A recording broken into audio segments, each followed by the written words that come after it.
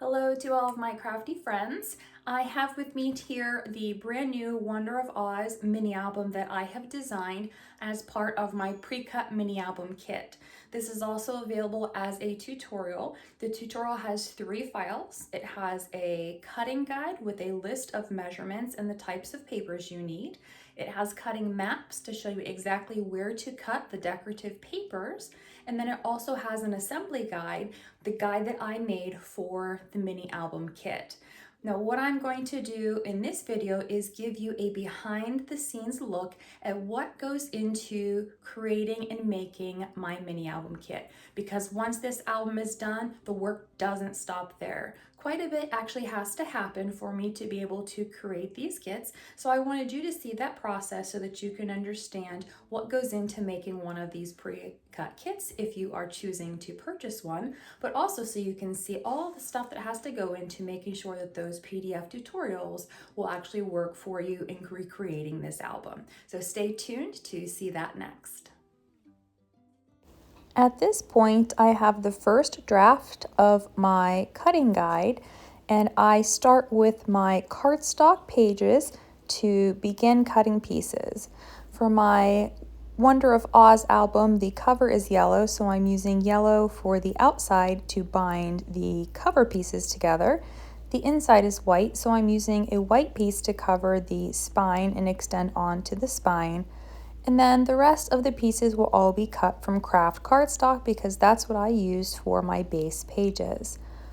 Each of my pieces for my base for the initial part are labeled with letters. And then for the remaining parts, the pages themselves, they are numbered so that they go along with the assembly guide. Right now, what I'm doing is just cutting all of the individual pieces and then marking them so that I have them in order for the entire base of my album.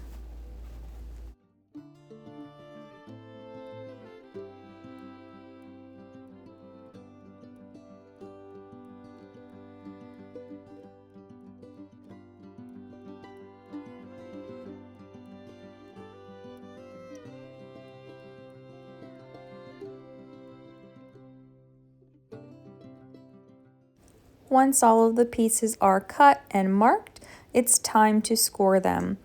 Using the cutting guide, it also explains where to score all of the pieces. These are the pages, so I am folding them in half, but most of the pieces I do not fold on those score lines. I will go through all of the pieces and score them individually. The photo mats obviously will not be scored, so I just use my cutting guide to mark all of those individual pieces in the kit.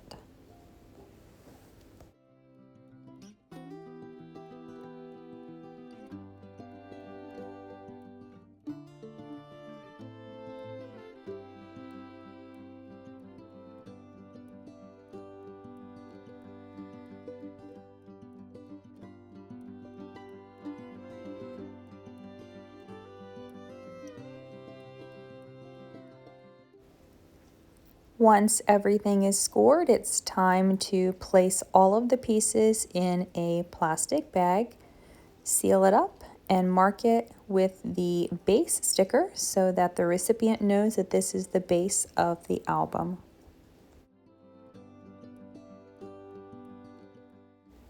Next, I will do the same thing. These are the white photo mats for this particular album, so they go into a separate bag and they'll be marked so that the recipient knows what these pieces are. And for this particular album, I used paper clips for closure, so I have my bag with the paper clips and the pieces for the ephemera pieces to be glued to. It'll be in a separate bag. Usually I will add magnets or brads or other pieces into a bag like this, but since this album has the paper clips, that is all I included. Once those pieces are done, I will next move on to cutting the decorative papers. I have my page mat sitting on the tabletop and I have my stack of papers. I will take each paper individually and one at a time cut out each of these pieces. Once I cut out the pieces from the individual papers, I sort them into separate stacks for the cover, page 1, page 2, page 3, and page 4. If I decorate photo mats, I have a separate stack for those as well. So I go through all of the 8x8 papers and then the patterns and solids, cutting each of those pieces based on the measurements in my cutting guide and in exactly the same spot from the page map, so that I make sure that I have all of my pieces included, organizing them so that each stack coordinates with one specific part of the album. This is usually the most time-consuming part of the album kit process. I'm not going to show you the entire cutting of all the papers, just showing you a couple of those papers and the individual pieces so you get an idea about what goes into cutting each individual paper.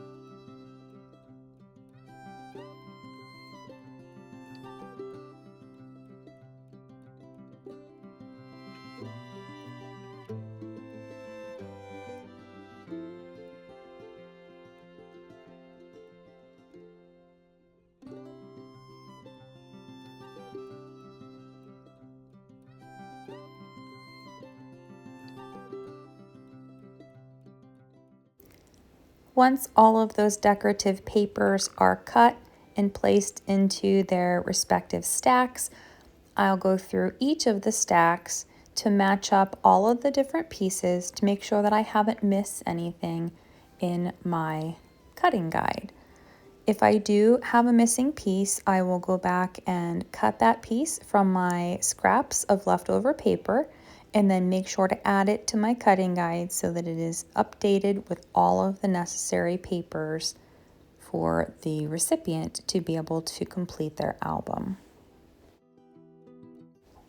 After checking all of the pieces for the front side, I move on to the back side of the page because all of the pieces for page 1, both front and back side, are in the same bag. Once I've gone through the entire bag for that particular page and made sure all of my pieces are accounted for, I will add them to the bag, seal it up, and add the page 1 label to it so that it is easy to identify which pieces go with which particular page in the album.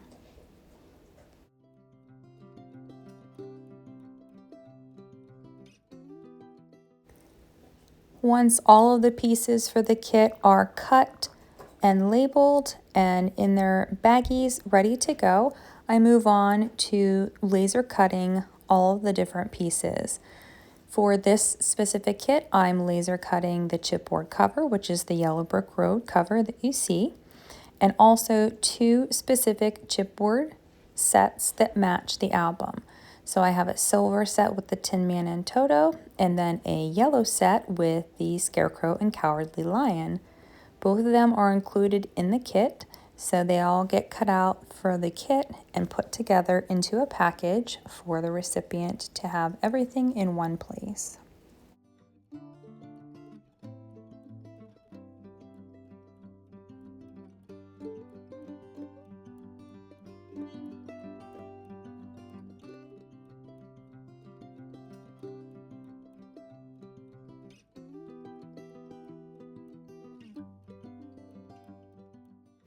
Once all of my pieces are laser cut and ready to go, I will place everything in the box, starting with the scrap paper, the ephemera, the extra pieces. We've got the white card bases, all the different bags for the decorative papers, that card base.